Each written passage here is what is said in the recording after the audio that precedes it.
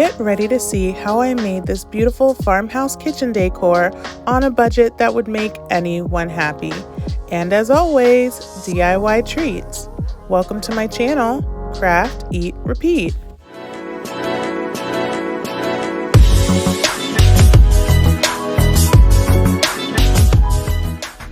Hi guys, it's Aneka and welcome to my channel, Craft, Eat, Repeat.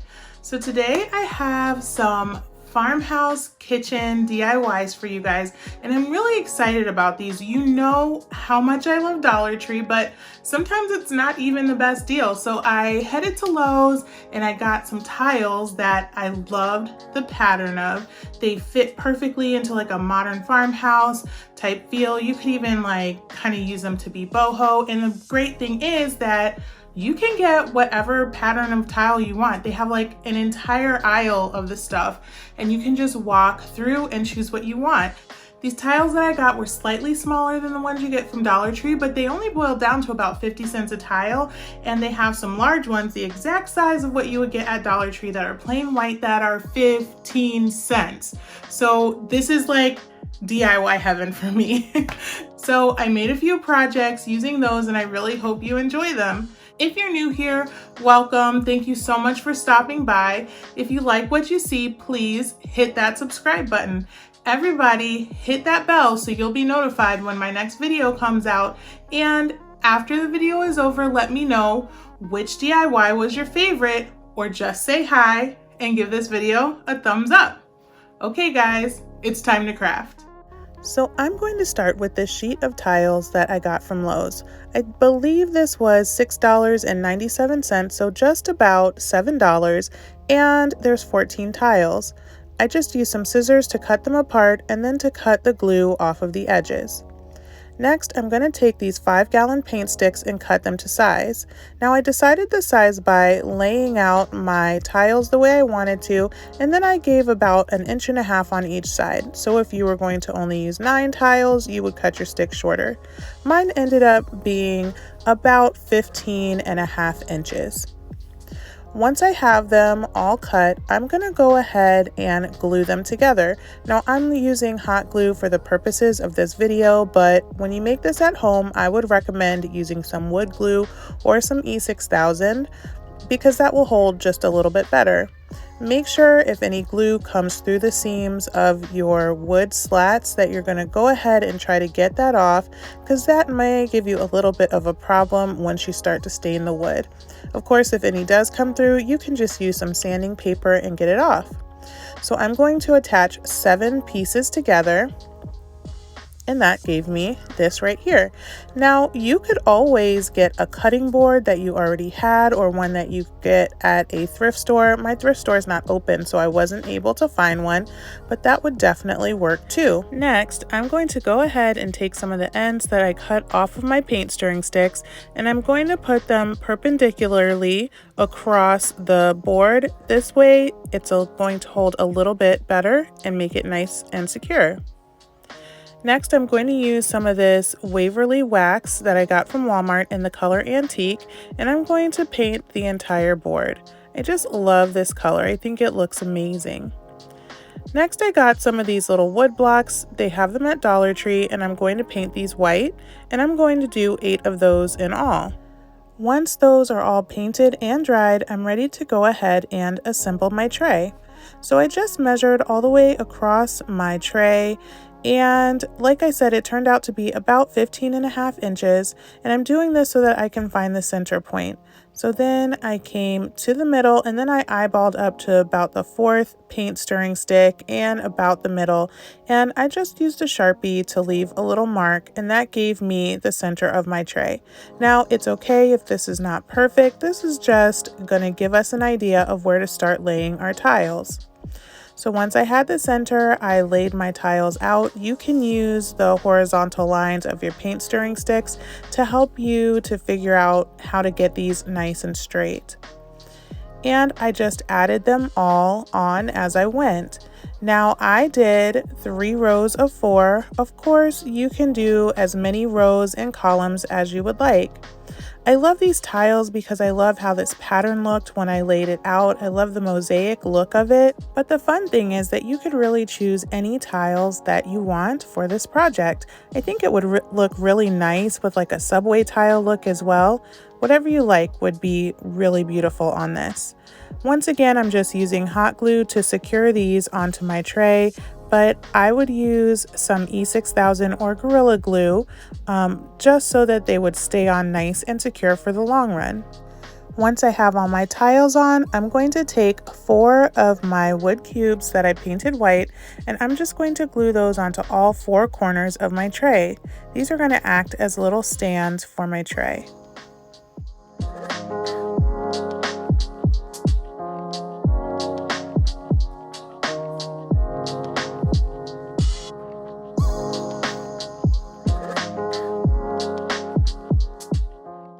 So now for the handles of my tray, I just wanted to add a little bit more personality to these. So I got this 2-pack of spoons from Dollar Tree, and they were a little too shiny, so I'm going to use this Waverly chalk paint in the color Elephant, and I'm going to dry brush some onto the spoons, meaning I'm going to get just a tiny bit of paint, wipe most of it off onto a napkin, and then just kind of dab all over to give it a little more of an aged and tarnished look.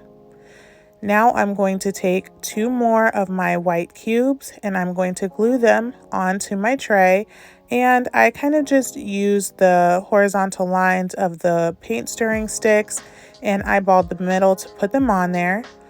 And then I'm going to put my spoon as my handle. And you guys, I love the way this came out. It is so beautiful. The mosaic tiles are so pretty. And I love that because these are tiles, I could wipe these down if I spill food or drink or anything on them. They're very easy to clean.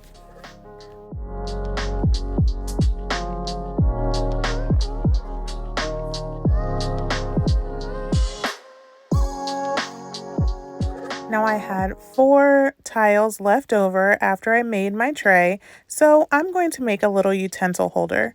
So I'm going to use these 5-gallon paint stirring sticks and cut them to about 6 inches. I need 4 of those, so I cut 2 packs. And I'm also going to take some of these 1-gallon paint stirring sticks and cut those to 6 inches. I also need 4 of those. I'm going to go ahead and sand down the edges just to make sure they're nice and even and smooth. And then I'm going to glue together my paint stirring sticks into pairs. So I'm going to make a pair of these 1-gallon paint stirring sticks, and I'll end up with 2 of those, and I'll do the same with the 5-gallon. Now, one thing that I did notice that it is best to go ahead and put the numbers facing each other, and I will show you why in a little bit, but you want to put the numbers together like this instead of putting the lines and the numbers facing outwardly on your paint stirring sticks like I did on this one. So it's really not that noticeable, but you can learn from my mistake and not do it the way that I did it. So now we're ready to assemble our box. So you're going to want to put the 1-gallon sticks inside of the 5-gallon sticks. This is going to make it fit better. But as you can see here, the ones that I did on the outside, you can see the little lines on the very outside of the box. I don't know if anyone's going to notice it, but you know, I noticed it, so you don't have to do it that way. But to make sure that this fits into the tiles, if you're using the same tiles that I am, you want to make sure that your 1-gallon sticks are going on the inside edge of your 5-gallon. Now at this point, you should have put the bottom in and painted it, which I did not do because I was kind of making it up as I went. But it would be much easier if you stopped here, you put your bottom in and went ahead and painted the inside of these sticks. And I'll show you why later. But what I did was I went ahead and assembled all 4 of my pieces. And then I needed to make the bottom of my box. So in order to do that, I just measured off the inside edge of my box. I cut 2 pieces of the 5-gallon paint stirring sticks. And these, I'm not sure the size of these. I will look it up and make sure I put it in writing on the bottom of the screen right here. So look out for that. But then I did glue those together. And then I glued them inside of the box. So it would have been much easier to glue it in if I had done it at that point that I showed you earlier. where the last side wasn't in yet, but honestly it wasn't that difficult to put in, so if you skip it, it's okay. Keep on crafting and it'll all work out. Now that I have my entire box together, I'm going to go ahead and paint it with that same antique wax all over, and this is another point where it would have been a little bit easier for me to get to the bottom had I done that part before. Now I'm going to get my 4 extra tiles, and I just decided to run along the edges of my tiles with some white chalk paint. I just thought it made a little bit more of a finished look, and I just wanted to add that little touch, but honestly, I don't think you need to do that if your tiles all look even. Now I'm going to go ahead and glue the tiles onto the bottom of the box, making sure each time I glue it, I press it down to the table to make sure it's nice and even with the bottom of the box. And I'm going to do that to all 4 sides.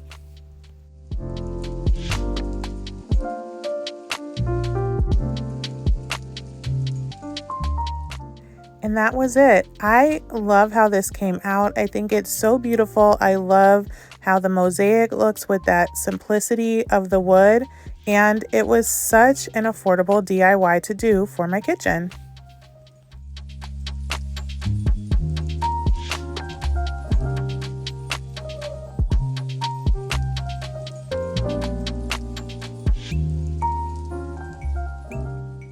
By now I had used all my tiles up, but I wanted to do this quick DIY because I had been wanting a recipe book stand, or really a stand for my phone.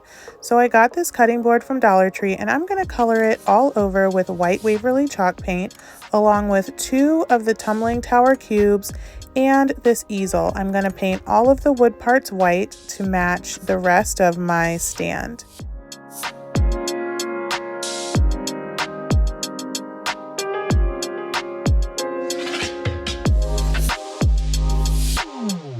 Now I used the white chalk paint on the white cutting board because I wanted to give a little bit of texture for this antiquing wax to go on top, and I'm going to make this look like wood. So I'm going to go in vertical strokes all over, painting on my antiquing wax, and just know that if you change directions or in your stroke in the middle of the board, you're going to get a line. So I'm going to use that to my advantage to make it look like there are knots in the wood. And I'm going to do that all over until my entire board is finished and it has this wood look. Next, I'm going to take my 2 tumbling tower cubes and I'm going to glue them together end to end. And then I'm going to glue them right on that bottom edge of my cutting board. Then I'm going to take my easel and I'm going to glue that onto the other side of my cutting board using that bottom ledge to make it nice and straight. This way, my cutting board will stand up at an angle while I'm cooking.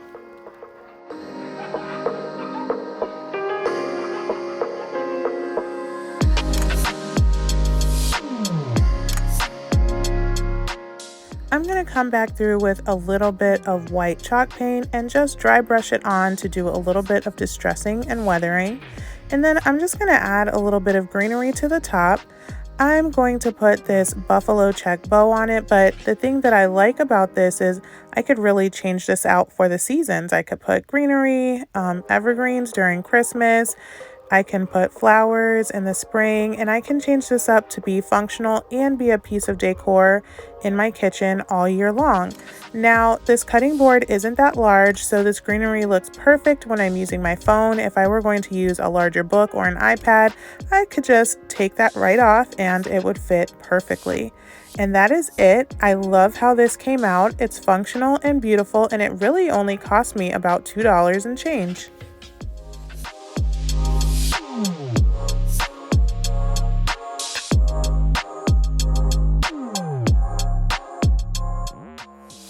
Okay, so I think the DIY that's gonna get the most use in my house is that stand from my cell phone that I can put my little recipe on, or a recipe book, or whatever I want to while I'm cooking. I love the functionality of that, but my favorite has got to be everything with those tiles. I just had so much fun making these, and I hope you do too. So head down to the comments and let me know which one you like the best. So for the eats today, I have a treat that is just in time for these long, hot days and warm, muggy nights of summer. and I think they're adorable and I really hope you like them. So it's time to eat. For my last DIY, I'm going to do an idea for a summer cookie, but you could do this on cupcakes, or really you could do the same idea on ice cream. That would be really yummy and cute. I'm just using some store-bought cookie icing, and I'm going to go ahead and flood the top of my cookies with the icing. Now I did all 3, but what you want to do instead of what I did is add your rainbow sprinkles right after you flood the cookie, because if you don't, it dries and the sprinkles bounce right off. Now I'm going to take a toothpick that I cut into 3 sections, and I'm just going to lay those right onto my cookie. Now be sure when you serve these that your guests know there are little bits of toothpicks in there so they can take them out. Now I'm going to use some Mike and Ike's, and I'm just going to use 2 of those of the same color right together, and it makes the most adorable little popsicles. Now I think these would be perfect for any summer picnic, for kids, or really for adults, because you know me, I like a cute idea that makes me smile even though I'm not quite a kid anymore. And that's it. Simple, easy, and cheerful. I hope you enjoyed the DIYs I had for you today. Don't forget to head down to the comments and let me know which DIY was your favorite. Give this video a thumbs up and please share it with your friends. And I'll see you next time when we repeat it all again.